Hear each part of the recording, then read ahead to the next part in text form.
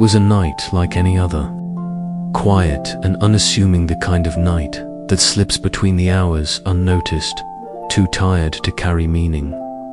The fog had rolled in early over the harbor, settling low against the dock like a sleeping beast. Boats rocked gently, their ropes creaking in rhythm with the tide, and even the seagulls had fallen silent. I was the only soul aboard the Maiden's Warden, an old windjammer that had long since retired from real sea duty and now served as a floating maritime museum at the edge of the pier. I'd taken the job as overnight caretaker, mostly for the solitude.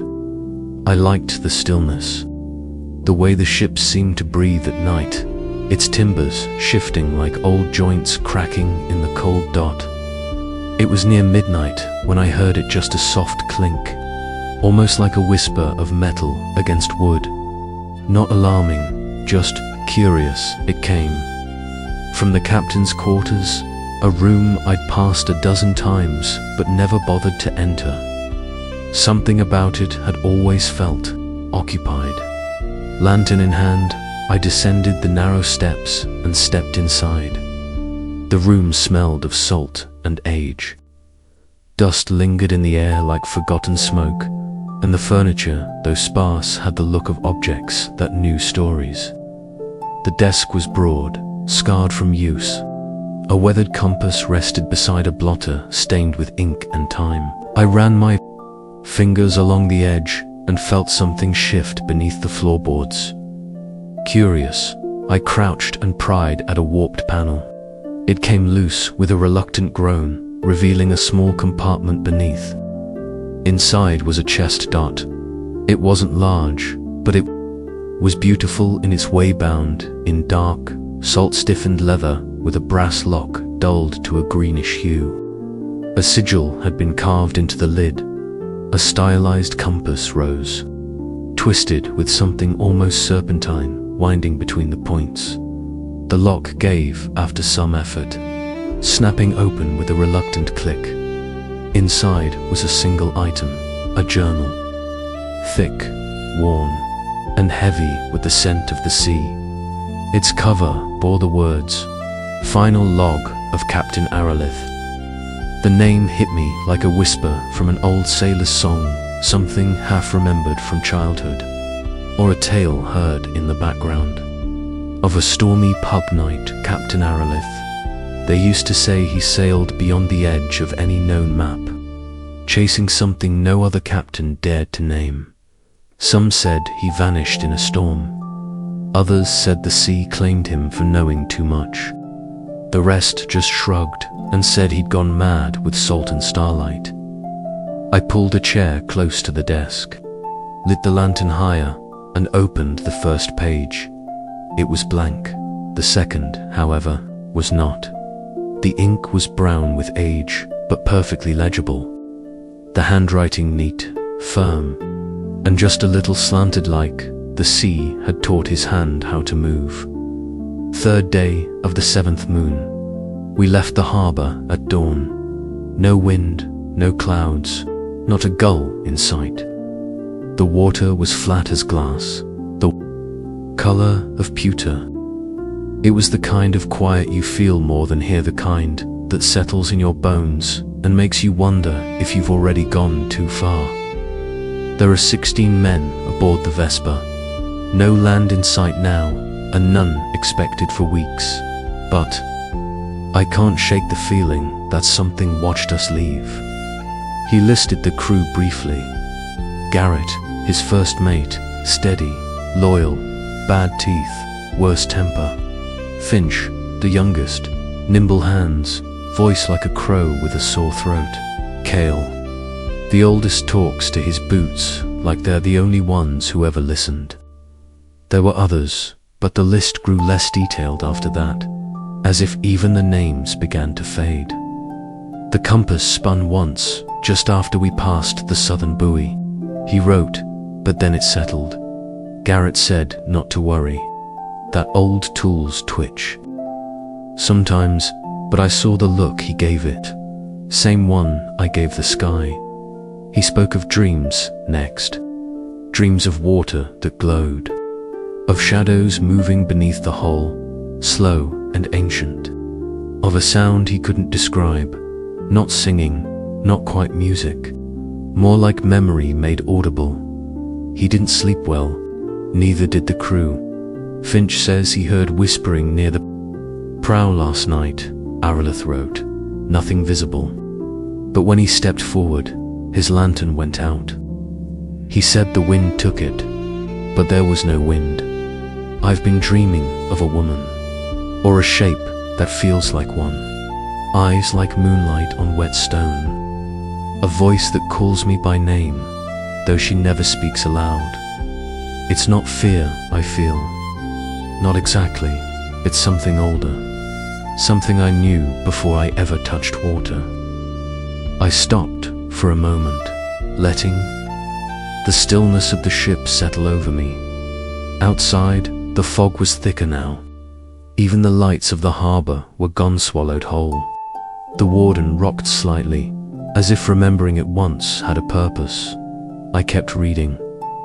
Fourth day, the stars are wrong. I don't know how else to say it.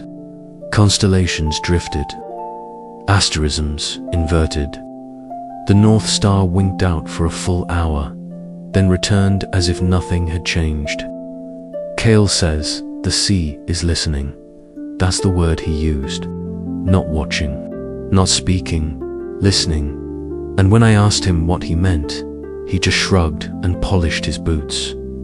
The page had smudges, perhaps from wet fingers, perhaps something else. The next entry was shorter, but heavier. I remember this, not the map, not the charts, but this path, this feeling, as if I've sailed it before, long ago, in another life, or another dream. I've stopped marking the days. They no longer matter. The writing stopped for a full page, then began again in a shakier hand. Tonight, the sea began to glow, just faintly, just under the surface. Blue light, pulsing like breath. We said nothing, just watched. Even Garrett stood still. And for a moment, I could have sworn the water was singing, the same tune from my dreams. I closed the journal slowly, not out of fear, but reverence. The air around me felt denser somehow, like the pages had opened a door, and now the night was waiting for me to step through. Somewhere deep in the ship's hull, a plank groaned. Water shifted against the keel, and I could have sworn I heard something move beyond the porthole. Not a wave, not a bird, but a note, a single, soft, familiar note, like someone humming from the other side of sleep. I returned the next night, though I told no one where I was going. There was something about the journal, about Aralith's words, that had lodged itself behind my ribs, like a breath I hadn't finished taking. The ship, too, had changed. It creaked more deliberately now. Its ropes tugged at their moorings, like reins held by something unseen. The maiden's warden felt, ... attentive. I settled back at the desk in the captain's quarters. The journal sat where I'd left it, though. I was sure I had closed it. A faint trace of salt lingered in the air. I flipped to the next page and began again. Fifth day. We are far past the shipping lanes now. The sky is too clean, the sea too quiet. I asked Cale to note the wind speed, but he said there was no wind to measure. The sails hang like laundry without purpose, and yet somehow we move. That line gave me pause. Move ... without wind. We took bearings at noon, but the sun stood still for nearly half an hour. Garrett swore it was the glass, but 3 compasses agreed with the sky. North blinked, south sighed, east forgot itself. We are being guided, not pushed, not pulled, led. I could imagine it, the great ship sliding silently over water like a dream half remembered. Last night, I dreamt again, not of her, but of the place. I stood on a stairwell made of salt. It spiraled downward into the sea, each step, lit by something that didn't cast shadows. Beneath me, water stretched forever. It wasn't dark, it wasn't light, it simply was. The deeper I went, the warmer it became, like descending into memory. And then I heard a name, not mine. Reliera. I woke with the name still in my mouth, and the taste of something sweet and bitter at once. Reliera. I mouthed it silently. It lingered like mist on the tongue, foreign but not strange. The next entry was longer, as if the captain had written through the night. 6th day, though time is beginning to feel ... circular. Finch dropped a coil of rope today, and it never hit the deck. It fell, yes, but it fell silently. When we retrieved it, it was dry. We've stopped trying to explain things. We move as though in a trance driven, not by command, but by instinct. The sea has gone still again. So still that we can see stars reflected in it at noon. I paused to look out the porthole. The harbor was still there. I thought it was, but it felt farther away than before. There was music. Again last night, no source, just a hum from the hull, like the ship itself had learned a lullaby. Cale said it reminded him of a sound his wife made in her sleep years ago. I haven't seen Cale cry before. There was a break in the ink, a scratch. Then more words, fainter. We've begun to forget things. Garrett misnamed Finch twice, then forgot my orders an hour after I gave them. I looked into a mirror this morning and saw myself at 20. I touched the glass. It was warm. I closed my eyes for a moment. The ship groaned, as if remembering something I did not. The final entry for that day, a light beneath the keel last night. Bright, but not harsh, pulsing gently, like breath. The sea glowed blue, then green, then silver. I wanted to touch it, to lean over and let it see me. I felt, for a moment, that if I did, I would remember everything I had ever forgotten. That line stayed with me. We spend our lives forgetting birthdays, promises, the smell of summer afternoons, the voices of those who left too soon. What if something beneath the sea held them all? 7th day, I no longer trust the clocks. Time loops. Garrett eats twice, thinking he hasn't eaten at all. Finch sleeps during the day and wakes before he lays down. We heard a bell today. No bell aboard has rung since we silenced them, but we all heard it. It came from beneath the water. 3 clear chimes. Cale said it means we've been invited. I turned the page. It stuck for a moment, then gave way with a soft snap, like tearing away from something reluctant to let go. The new page had only a single paragraph. There are shapes beneath us now. They move slowly, massive, graceful. I cannot say what they are, only that they are watching, and that they remember me. That night, I didn't close the journal. I left it open on the desk, its pages breathing faintly in the lamplight. Outside, the fog licked at the porthole like curious fingers. The harbor's lights were gone, and I wasn't sure if they'd ever been there to begin with. Something in me had shifted, a quiet unraveling, like I had taken a step onto a path laid long ago and only now remembered it had been waiting. The sea changed again on the 8th day, not in the way storms come, loud and furious and tearing at sails, but in the way silence shifts, just before something speaks. The logbook had begun to smell of damp wood. Each page felt slightly heavier, as if the ink had absorbed more than just words. I sat at the same desk, same lantern, same rusting hinges creaking with every night breeze. And yet, nothing felt familiar anymore.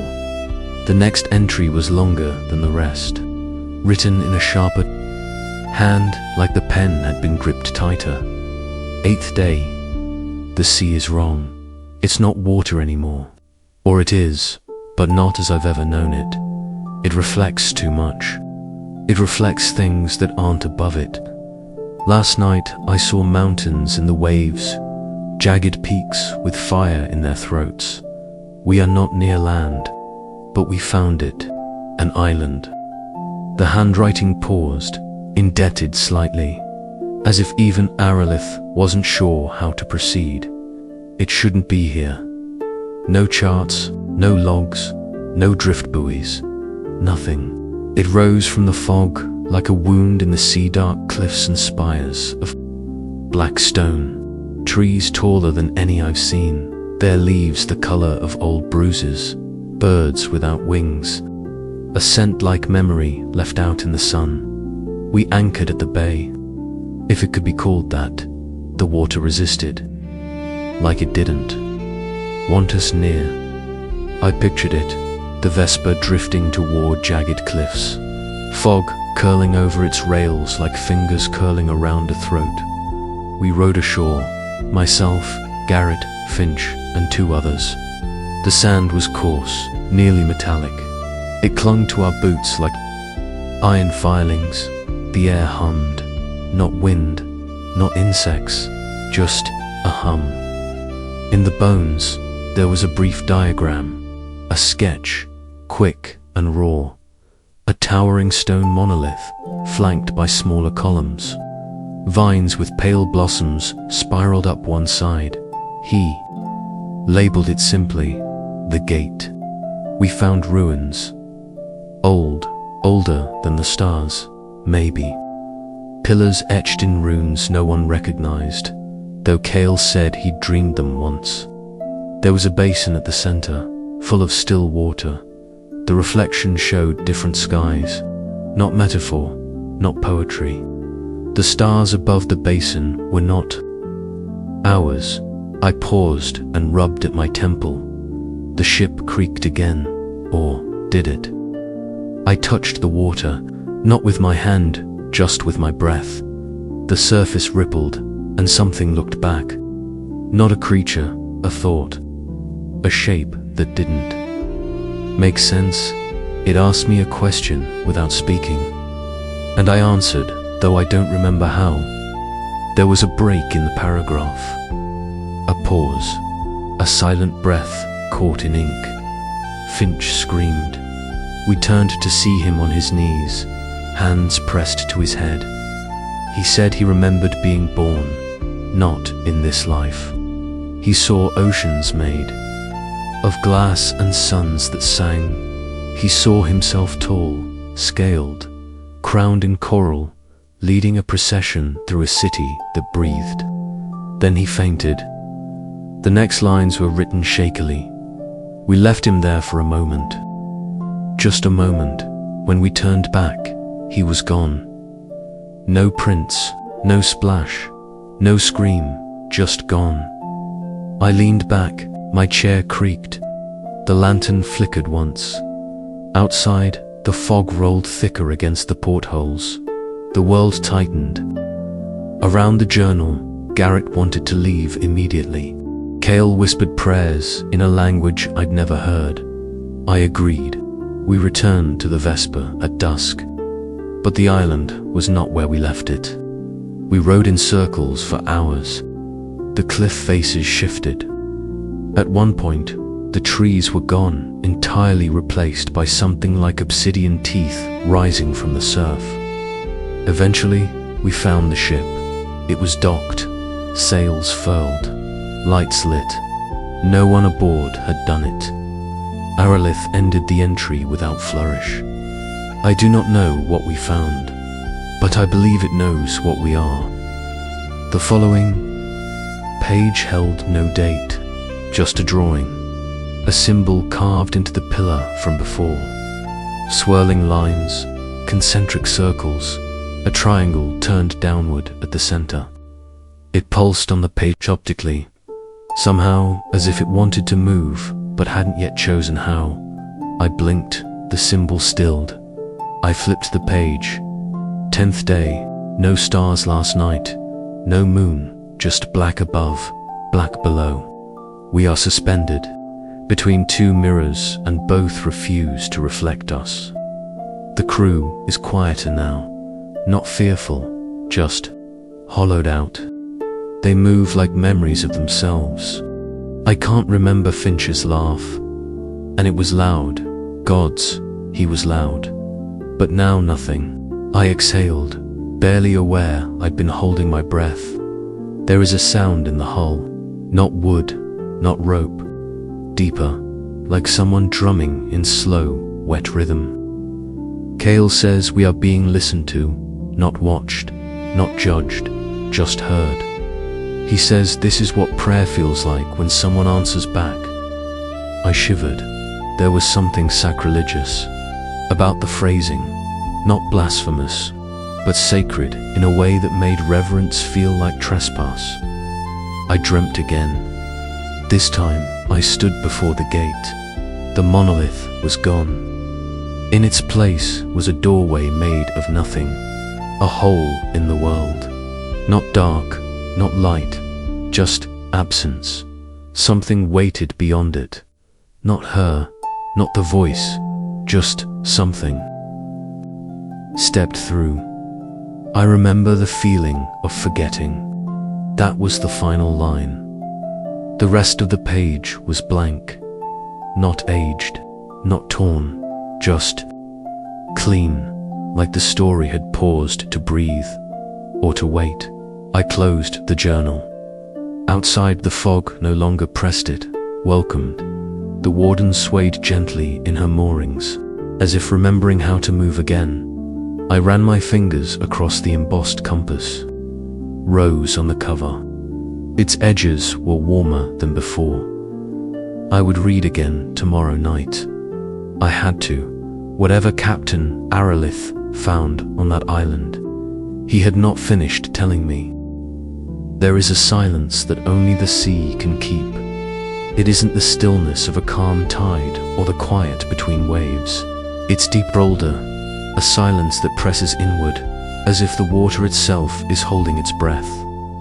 I returned to the log again tonight, unsure whether I was reading it, or it was reading me.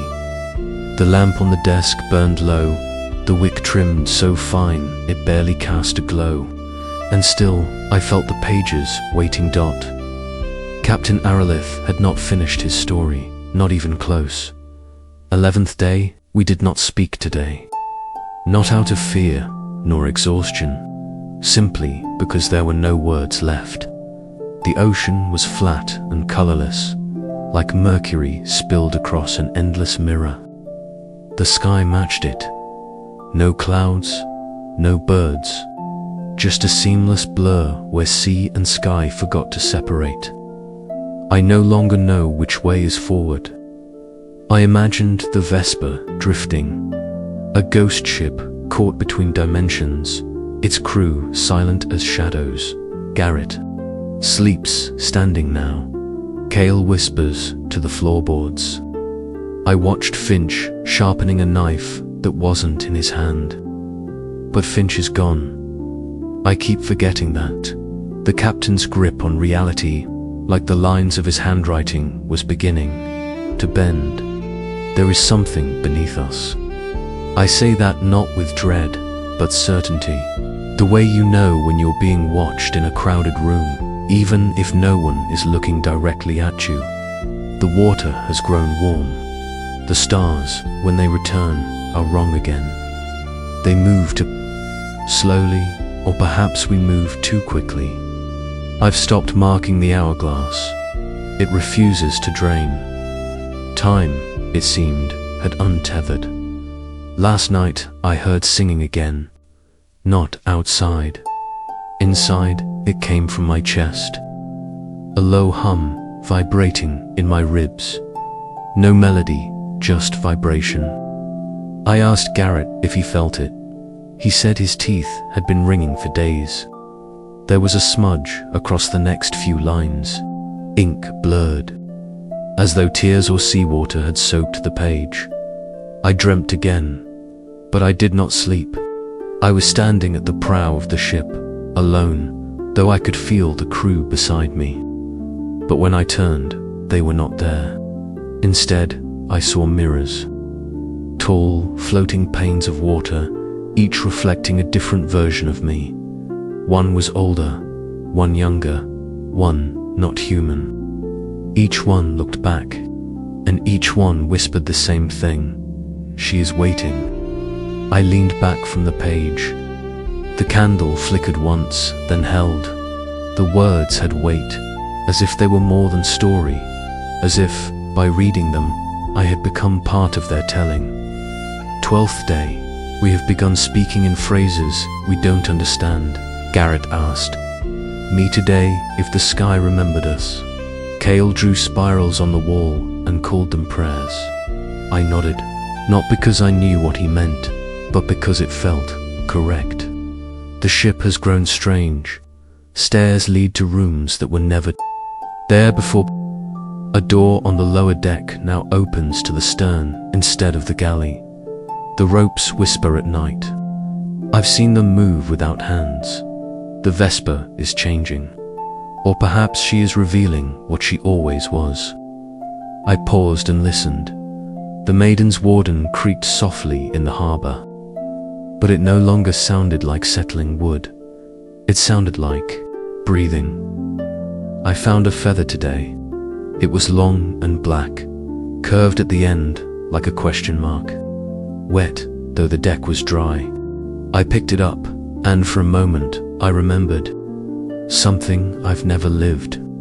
A tall woman with no face, standing on a cliff of black stone, raising her arms to the tide. And something in the tide answered. The feather disintegrated in my hand. The next entry lacked a date. Just a simple header. The sea watchers. I can feel her now. Not just beneath us, around us, inside us. She is not cruel, nor kind. She is memory.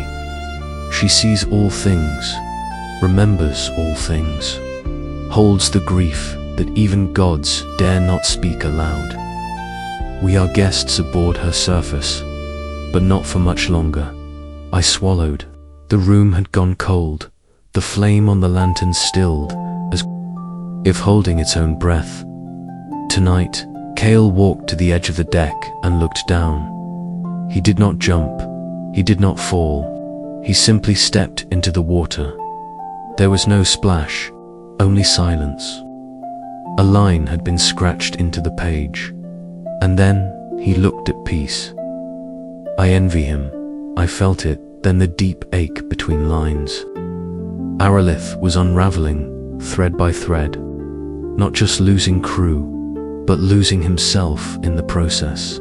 And yet, he chose to keep writing, to leave a trail for someone to follow. For me, I still hear her, not in my ears, but in my spine. She sings in the marrow, hums in the lungs. Her song is not in words, is in knowing. She does not call me Captain. She calls me child.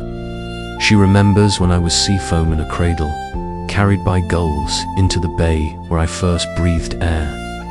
She has watched me since I first learned fear.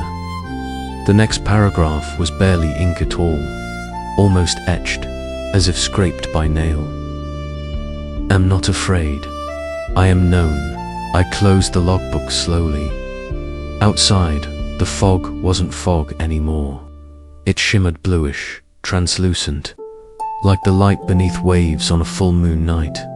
The harbor was gone. Or perhaps I had simply stepped past it. The sea was watching. And for the first time in my life, I was ready to look back. Some stories give you a map, others give you a compass, but there comes a point in every journey where neither matters.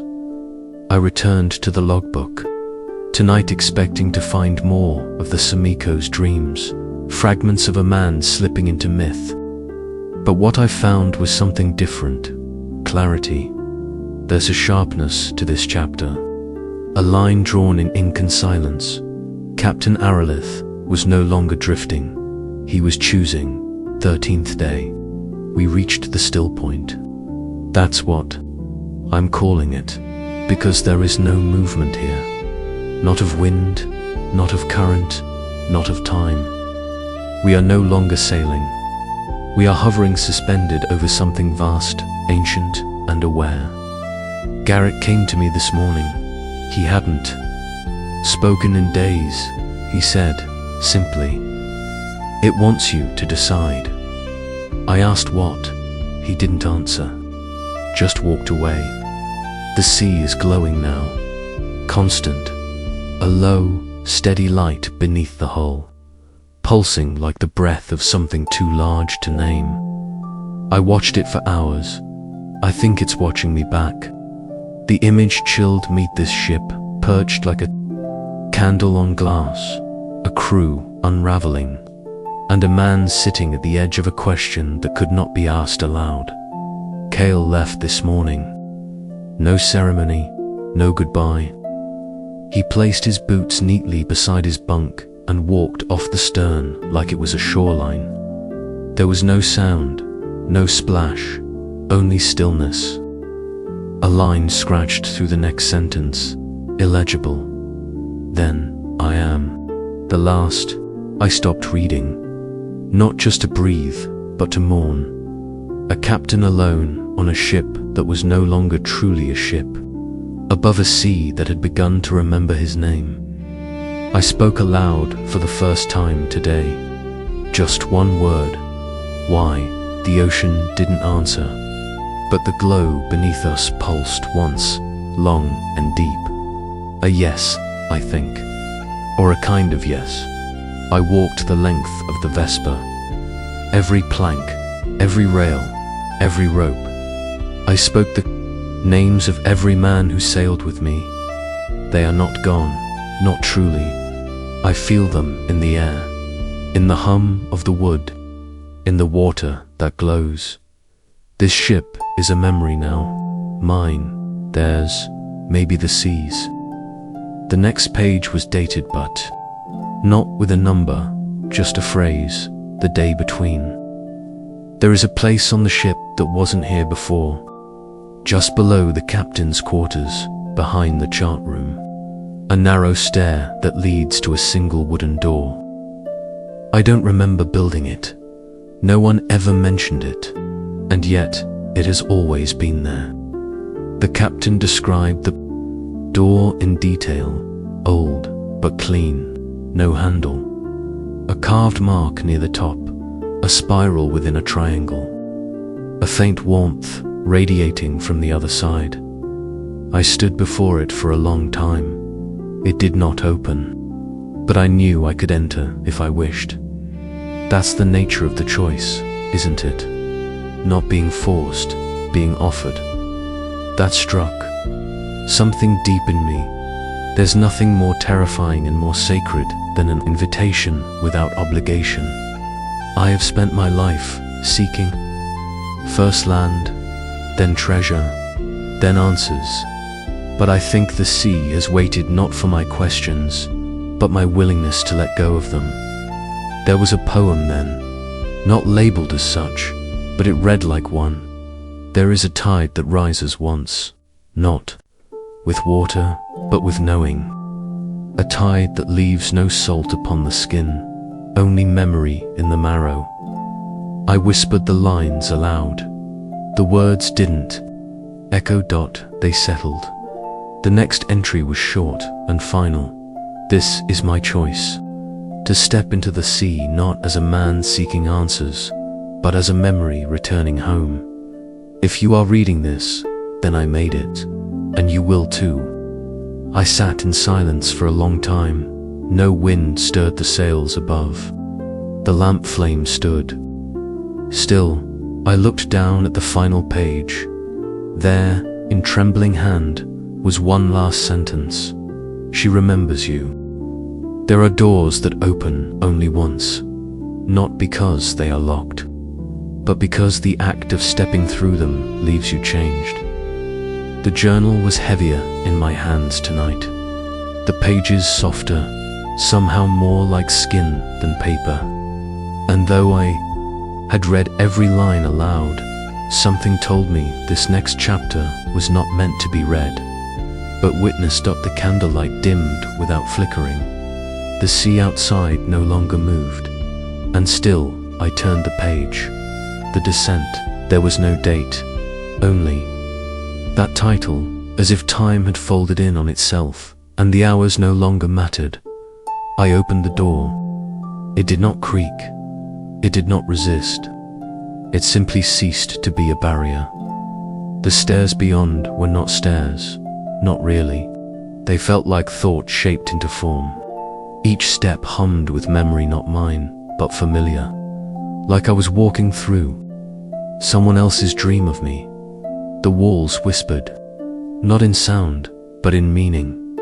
They whispered everything I had forgotten. My father's hand on my shoulder the first time I stood on a dock. The way my mother smelled the day she left for the sea. The ache in my ribs when my brother's ship never came home. None of it hurt.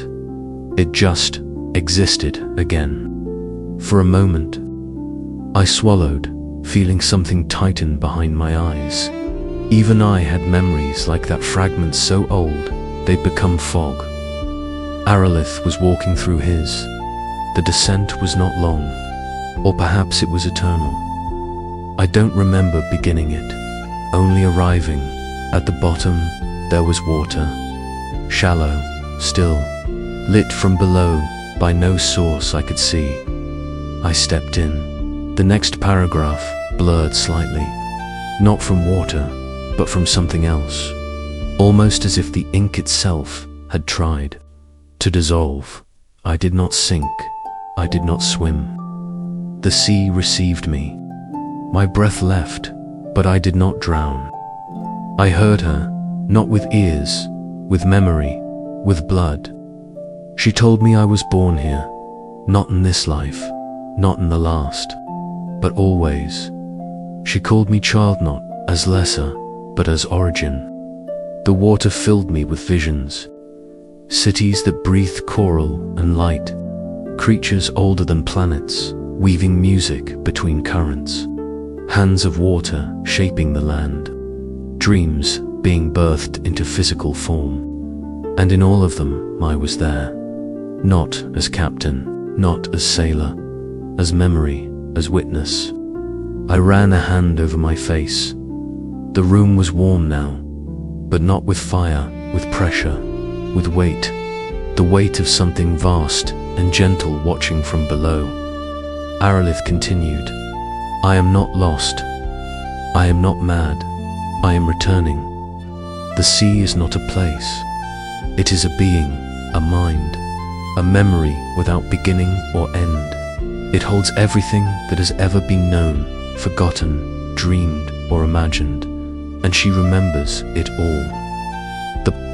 Word, she appeared more often now, no longer mysterious, familiar, intimate. She is not God, not monster. She is remembering. She is the ache in every sailor's bones when they look at the horizon, the song we hum without knowing why, the lullaby in the womb. She is where we come from when we don't know where we began. I closed my eyes. The air around me shimmered not with heat, but with knowing. This was no longer just a story. It was an invitation. Back in the logbook, Aralith's words slowed, but they deepened. I saw them, my crew, not as they were, but as they are. Beings of light, of motion, each a ripple in her memory, each singing their own name back into the sea. Finch danced on waves made of thought. Kale held time in his palm. Garret wept salt that turned into stars. There was a pause in the ink. Then I saw myself, not as captain, as child, as brother, as lover, as wanderer, as water. And she said, "Now you remember." I looked down at my own hands. They were shaking slightly from the story, from the stillness, from something more. The final paragraphs. I do not know if I will return, not because I cannot, but because I do not need to. The sea is not elsewhere, she is within. If you've read this far, you've already begun the descent. Ask yourself, what have you forgotten? She remembers, and then, on the final line of the page, let go. I sat there, unmoving, the room still. The logbook lay open, its pages pulsing gently in the lamplight like breath. Outside, I could hear the sea, now not the harbor tide, but something deeper. A song with no words, a silence that sang, and I knew. The descent had begun in me too. I didn't open the logbook the following night. I sat with it instead, hands resting on its cover, feeling the way its leather no longer seemed quite like leather. It was warmer now, smoother, breathing maybe. The maiden's warden was silent. No groaning wood, no lapping tide, number wind through the ropes. Only breath, my breath, and hers.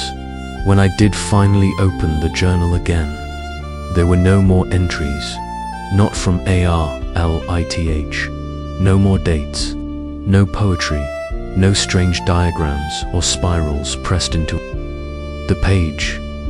But there were words, just, not inked, they were impressed. Like fingerprints traced into the paper by a steady hand and something heavier than time. They weren't tea for him, they were for me. Welcome home. I don't know how long I stared at that line. Minutes, hours. Time didn't matter. It hasn't mattered in some time now. Outside the porthole, the fog had lifted. But what lay beyond wasn't the harbor I remembered. It was still, not lifeless, just listening. And then I heard it, a sound beneath all sounds, like the space between notes in a lullaby, like a name that didn't need speaking. I turned the next page. It was blank. I turned another, still blank. Then I noticed something. Faint impressions across the sheet's raised lines. Small circles, curving trails, writing, but not from Arlith. From me, I had begun writing without touching a pen. And the words, when I read them not aloud, but within were memories I didn't know I still carried. The first time I saw the ocean, as a child, and felt it see me back. A night alone in a thunderstorm, whispering to the water for calm. A face I had forgotten, someone I loved, perhaps only in a dream. The moment I knew I had once belonged to something older than land. Each page held one, each word pulled something from behind my ribs, and laid it gently before me. And then came the final page. No impressions, just one simple line, this time inked. You may leave whenever you wish, but you will never be separate again. I closed the journal, not with reluctance, but with reverence.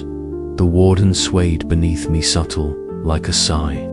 And for the first time, I realized she was no longer a ship. Not merely, she was a vessel of memory, of witness, of return. I stepped out onto the deck. The fog parted for me not by breeze, but by invitation above. The sky shimmered not with stars, but with reflections of stars, a mirror of the sea below. I walked to the railing and looked down. There was no water, only light, and I understood Captain Aralith had never been lost. He had never disappeared. He had simply remembered, and now, so had I. The sea doesn't take.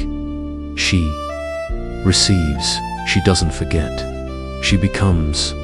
I left the journal where I found it. Not hidden, not locked.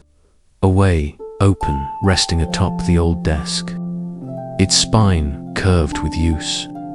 Its pages faintly glowing in the low lamplight. Waiting. For whoever came next. I stepped back onto the dock that wasn't a dock. The wood was firmer now and softer beneath my feet. The tide sang not in waves, but in pulses, and when I looked behind me, the maiden's warden was no longer there, only the sea and the sky and me. But I was not alone. I would never be alone again. Return is not a place, I whispered. It is a knowing, and now I know. The wind stirred, the lantern flickered, and from somewhere far below, perhaps from within, a voice hummed a note I'd never heard and always remembered. I turned to face the sea, and I smiled.